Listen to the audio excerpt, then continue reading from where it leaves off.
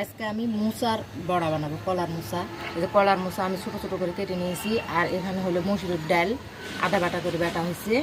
আর এই তো মশলা, এগুলা পেঁয়াজ আর কাঁচামরিচ কুচি করেছি। আর তো লবণ, হলুদের গুঁড়া, সামান্য মরিচের গুঁড়া, ধনের গুঁড়া, জিরার গুঁড়া, আবার অল্প একটু গরম মশলার গুঁড়া, এগুলো দিয়ে ভালো করে মাখায় বড়া বানাবো।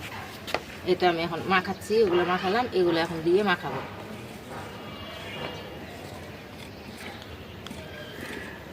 এই তো মাখানো আমার হয়ে গেল। এখন একটু রেস্টে রাখি, একটু পরে বড়া বানাবো। কড়াইতে গেছে, আমি তেল দিয়ে দিলাম, এখন বড়া দেবো। এই তো বড়াগুলো আমি দিয়ে দিচ্ছি। কি মজা লাগে বড়া খেতে, আবার আয়রন আছে কলার মুসাতে, সব দিককারই উপকারও হয়। তো বড়া দেওয়া আমার হয়ে গেছে, এখন একটু উল্টাই দিই।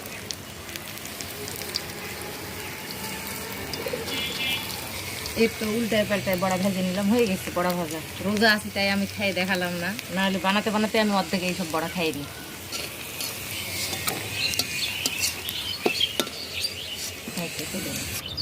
এই তো হয়ে গেল আমাদের মোচার বড়া, কলার মোচা।